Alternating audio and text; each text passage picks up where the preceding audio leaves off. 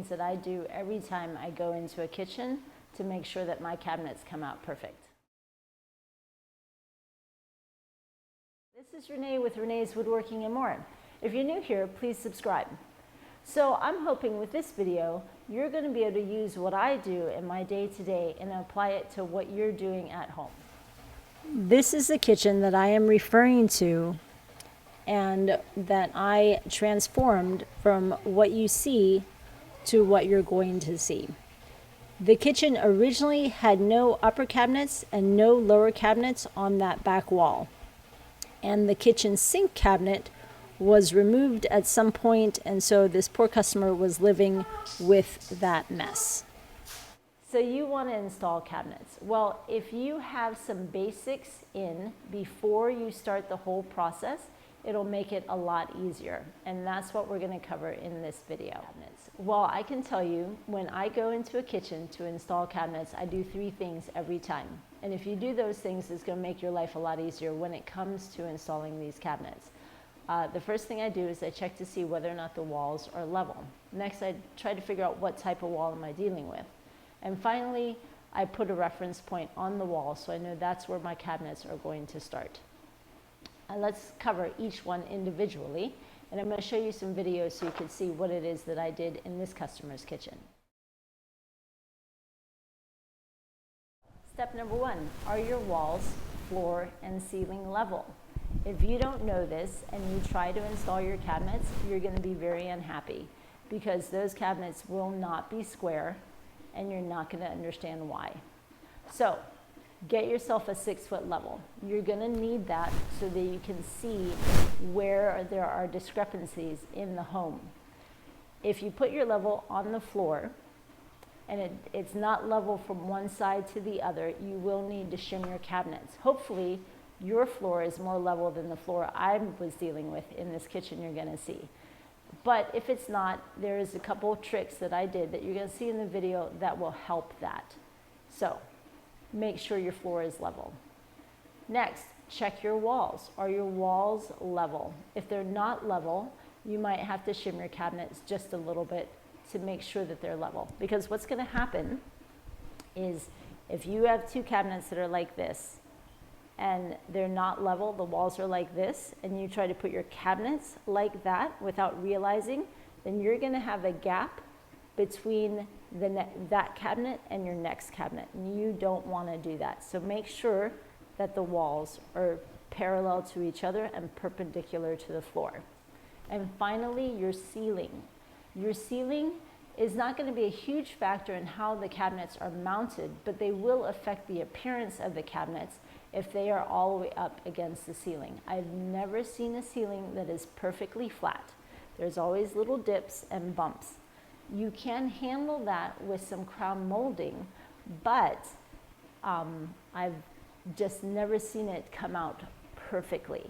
So I suggest you mount your cabinets just a little bit below the ceiling line.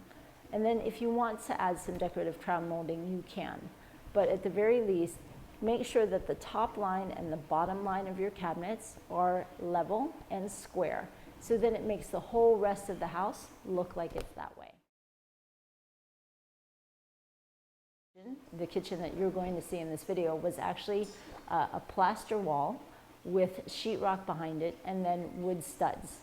And I had to cut open the wall to find those studs. Not in every location, some parts it was a little bit easier than others, but there was one part in particular where I just had to cut open the wall. I just made a little notch, and then I just patched that notch and the cabinet went in front of that hole, so I wasn't super worried about it. But at least I had a stud that cabinet was going into, and I was sure that it wasn't going to go anywhere. You can use mollies to hold up your cabinets.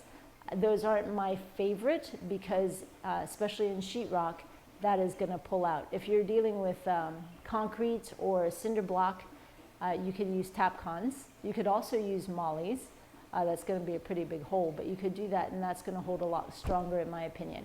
Sheetrock walls, if you're having a hard time finding those studs, get that wall open and figure out where they are. And then once you know where they are, you can just start with one little section.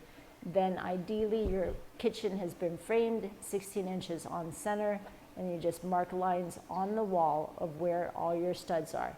So then when you put your cabinets up there, you know exactly where your screws are going to go. If, for example, you're dealing with a condominium and you have metal studs, you're going to need to open up those walls because you need to get some wood in those metal studs. How to do that is another video. I wish I could do that here, but I am not on a job like that. When I do get on a job like that, I will show you what I do for those metal studs. But you do need to get some wood on those metal studs. And finally, if you're dealing with just straight concrete, then I like to use Tapcons. Tapcons are going to be the way to go to get the cabinets secured. And then I also like to put a piece of wood underneath the cabinets, a decorative piece of wood that's going to help support some of that sheer weight. You know, I just find it to be more reliable, and I know that my cabinets aren't going anywhere. Okay? Okay, finally. In the video, you're going to see that I created a level line. That line was my reference point for installing all my upper cabinets. You're going to need that whether or not your walls are level, because you want to know exactly where your cabinets are going to go. You don't want to guess. You don't want to have to fight the cabinet, because you realize you're holding a cabinet that is probably about, I don't know, 30 pounds, and you're trying to screw it in. If you don't have a line to refer to, it's going to make your life hellacious. Let's not do that. One trick that you can use is you can put a piece of wood along the wall, right where that line is, and then just put your cabinet on that piece of wood, and that's going to take some of the weight out of your hands. Another thing you could do, which I really like, which I forgot I had this here, was to get one of these guys, the third hand. And I'm not trying to promote these guys in particular, it's just what I use on my job. So I'm trying to give you the things that you could use in your house to change your cabinets out that work for me. But this is amazing, because sometimes it's just me, and these hold up to 150 pounds. So I don't have to worry about that weight at all. And I could just, if I have that wood there, great. I can just use them towards the front of the cabinet to support the weight, and I don't have to worry about that cabinet going anywhere. I always have help, but there are some occasions where sometimes I don't have as much help as I need, or it's just me. But whatever the case may be, get yourself some stuff that's going to make your life a little bit easier to install those cabinets, and you're not wrestling with this 30, 40-pound box above your head. So here you can see that I installed the two upper cabinets, and I used those as a reference point for finding the center, because I had 3 cabinets that are going in between those. And this is just a gratuitous shot because I wanted you to see how the walls came out. I mudded those walls, so I'm quite happy with them. All right. Right here is where you're going to see that level line that I put on the wall as a reference point for where all my cabinets needed to end up.